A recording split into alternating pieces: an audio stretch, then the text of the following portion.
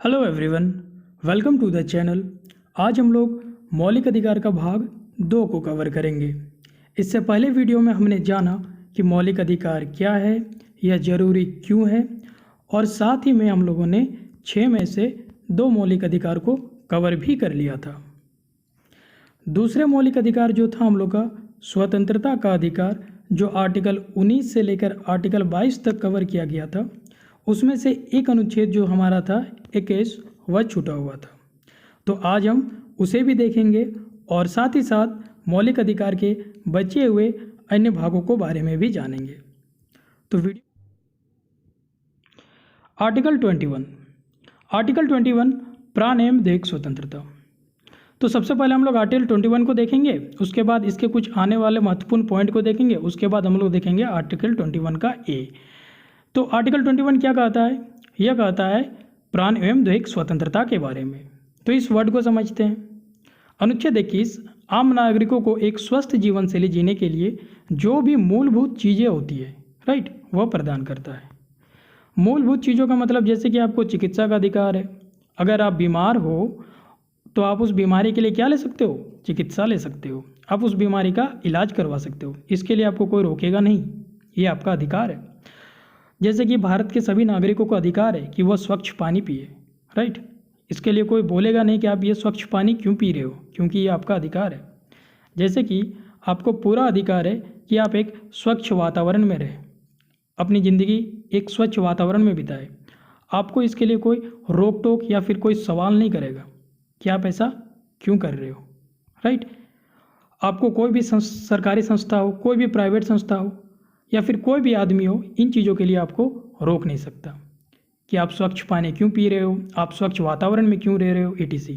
It is a normal human kind need and it is your right. ये आपका अधिकार भी है। और ये अधिकार आपको कहाँ से प्राप्त होता है? ये अधिकार आपको प्राप्त होता है आर्टिकल 21 से।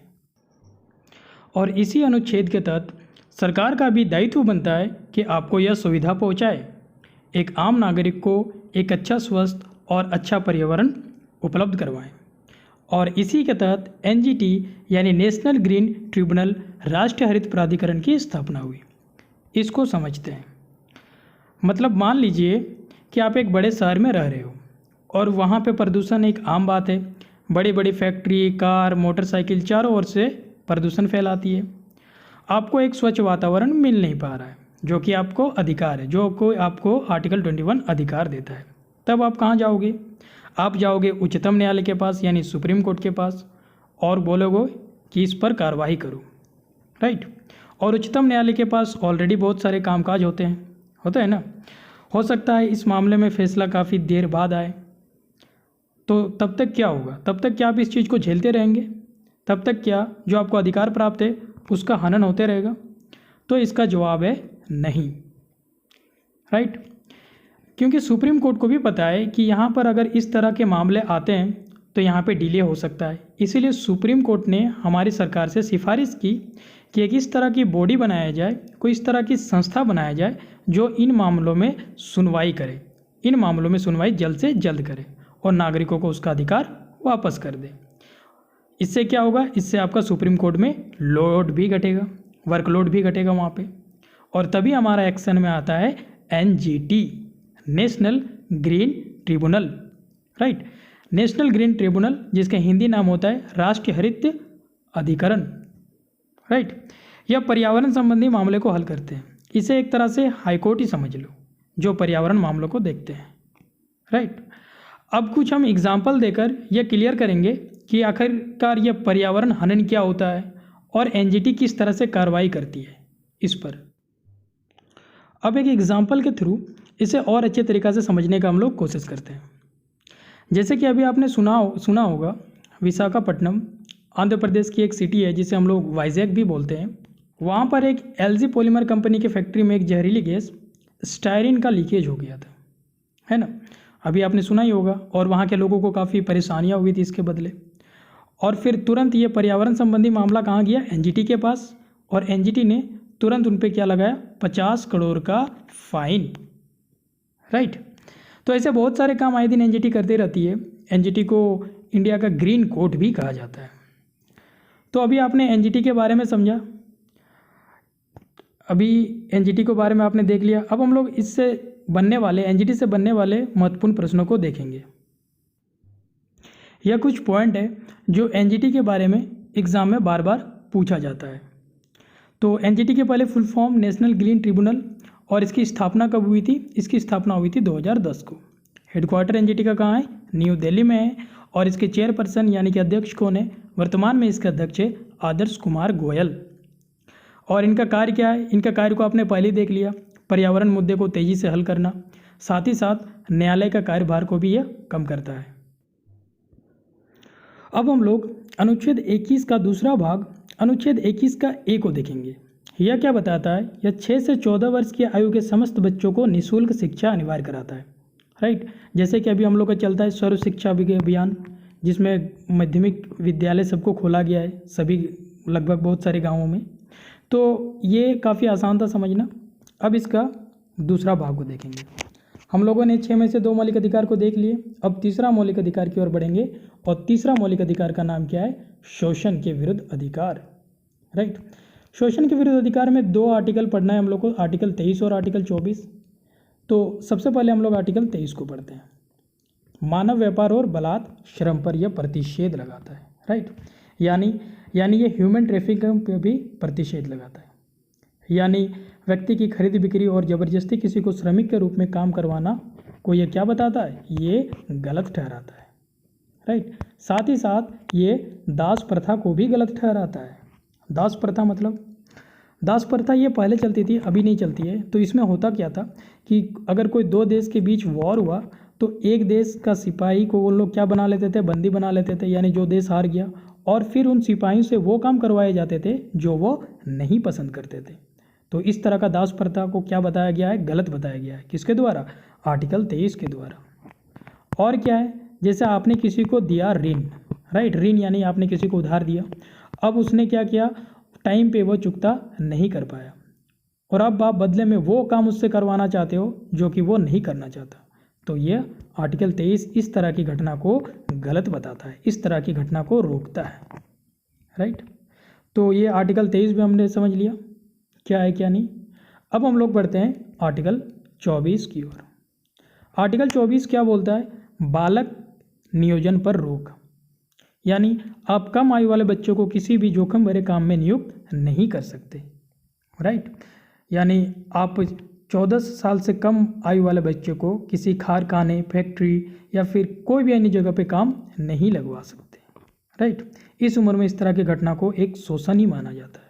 तो हमने आर्टिकल 23 भी पढ़ा कि इसमें भी मानव का शोषण हो रहा था, और आर्टिकल 24 भी पढ़ा कि इसमें भी मानव का एक तरह से शोषण ही हो रहा था, राइट। तो अब हमने 6 में से चौथा मौलिक अधिकार को देखेंगे, क्योंकि हमने 6 में से तीसरा मौलिक अधिकार को देख लिया। अब हम लोग बढ़ेंगे धार्मिक स्वतंत्रता की अधिकार की ओर। अब हम लोग धार्मिक स्वतंत्रता के अधिकार को देखेंगे। इसके अंतर्गत 4 मौलिक अधिकार आते हैं, यानी 4 अनुच्छेद आते हैं, 25, 26, 27 और 28। हम लोग 27 और 28 को नहीं देखेंगे, हम लोग किसको देखेंगे? सिर्फ और सिर्फ 25 और 26 को। ऐसा इसलिए क्योंकि जो क्वेश्चन एग्जाम में पूछा जाता है इन्हीं 2 आर्टिकल से पूछा जाता है ज़्यादातर, राइट।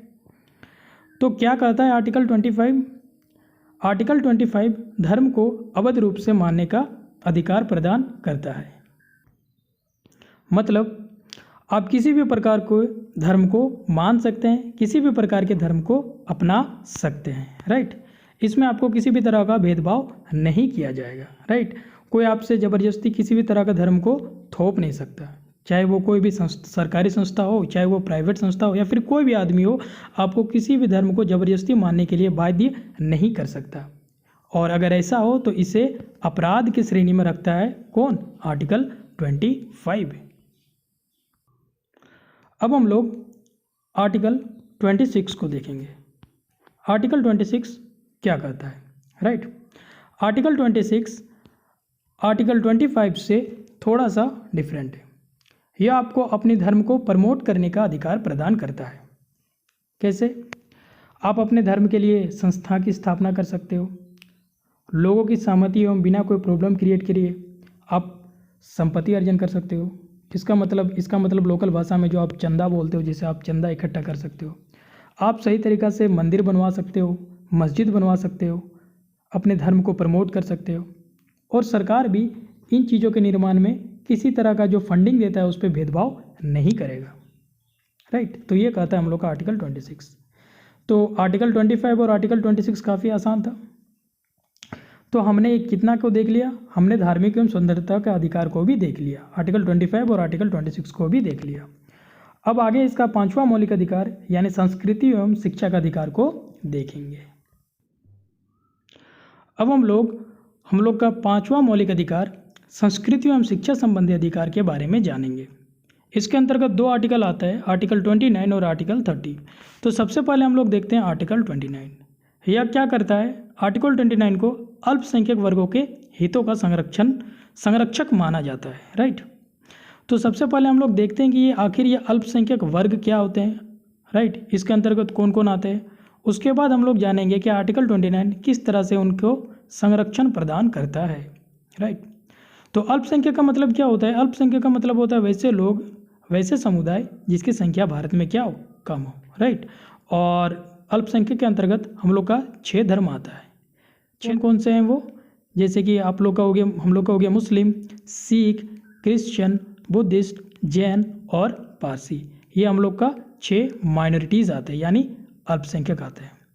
तो अनुच्छेद 29 क्या बोलता है कि देखिए जितने भी अल्पसंख्यक है उनका क्या होता है, जितने भी ये कम्युनिटी है उनके कल्चर अलग होते हैं, ठीक ना। जैसे विशेष तरह का त्यौहार मनाया जाता है, जैसे मुस्लिम कम्युनिटी में ईद हो गई, सिख कम्युनिटी में गुरु नानक जयंती हो गई, इनके अलग अलग भाषा भी होते हैं, राइट। तो जो भी हो इस बेसिस पे यानी इसके कल्चर के बेसिस पे, इनके कल्चर के बेसिस पे किसी भी सरकारी शैक्षणिक संस्था और विश्वविद्यालय में प्रवेश के पर रोका नहीं जा सकता, राइट। ये उनको अधिकार कौन प्रदान करता है? ये अधिकार प्रदान करता है उसको आर्टिकल 29। ये अल्पसंख्यक वर्गों का हितों का संरक्षण करता है। तो ये हमने आर्टिकल 29 को समझ लिया। अब हम लोग समझते हैं आर्टिकल 30। आर्टिकल 30 क्या करता है? ये भी अल्पसंख्यक वर्गों को क्या करता है? कुछ अधिकार प्रदान करता है। जैसे कि कोई भी अल्पसंख्यक वर्ग अपनी मनपसंद तरीक़ा से अपना शैक्षणिक संस्था चला सकता है, खोल सकता है, यानी वह स्कूल खोल सकता है, वह अपनी भाषा को प्रमोट कर सकता है, वह अपनी कल्चर को प्रमोट कर सकता है, ETC इस तरह का काम वो कर सकते हैं। जैसे कि आपने मदरसा देखा होगा, मुस्लिम समुदाय के लोग अपने कल्चर को वहाँ सिखाते हैं। इसी तरह के बहुत सारे क्या है एग्जाम्पल है। तो यह उनको एक तरह से अधिकार देता है, कौन? आर्टिकल 30, राइट, कि वह स्कूल खोल सके। और सरकार भी इस तरह की जब अगर करेगी तो सरकार भी उसको फ़ंड देने में कोई भी भेदभाव नहीं करेगा कि यह ईसाई स्कूल है इसमें फ़ंड कम देंगे, यह पारसी स्कूल है इसमें फ़ंड ज़्यादा देंगे, इस तरह का भी चीज़ों को अलाउ नहीं करता आर्टिकल 30, राइट। एक और बात आपको मैं बता दूं कि आर्टिकल 30 के अनुसार शैक्षणिक संस्था अपने मनपसंद तरीके से तो चला सकते हैं सभी समुदाय, लेकिन इसका सिलेबस जो तैयार करेगा वो कौन तैयार करेगा? वो तैयार करेगा गवर्नमेंट, राइट। वो कौन डिसाइड करेगा? गवर्नमेंट। तो हम लोगों ने 6 में से 5 मौलिक अधिकार को पढ़ लिया, राइट। अब छठा मौलिक अधिकार को इसके अगले भाग में बताऊंगा, क्योंकि वो जो छठा मौलिक अधिकार है उसमें कुछ सुप्रीम कोर्ट के स्ट्रक्चर के बारे में भी हम लोग बात करेंगे। साथ ही में हम लोग रीट्स को काफ़ी अच्छे तरीक़ा से जानेंगे, जो सुप्रीम कोर्ट याचिका दायर करता है उसके बारे में भी हम लोग काफ़ी अच्छे तरीक़ा से जानेंगे, राइट। तो इसके बाद जो अगला भाग होगा यानी इसका जो भाग तीसरा होगा वो इसका अंतिम भाग होगा, राइट, क्योंकि उसमें मैं थोड़ा सुप्रीम कोर्ट के स्ट्रक्चर को भी कवर करूँगा। इसमें हम लोग याचिकाओं को भी समझेंगे, राइट। ये जो अगला पार्ट होगा ये सबसे इम्पोर्टेंट पार्ट होगा। इसी में आप लोग जानेंगे कि भीमराव अंबेडकर ने आखिरकार क्यों ये जो अनुच्छेद 32 जो लास्ट अनुच्छेद हम लोग जो पढ़ेंगे, जो छठा मौलिक अधिकार में से आता है, उसे संविधान की आत्मा क्यों कहा है भीमराव अंबेडकर में, राइट। तो अगला पार्ट इसका अंतिम भाग होगा, वह सबसे इम्पोर्टेंट भाग होगा। तो मिलते हैं अगले पार्ट में। Thanks for watching.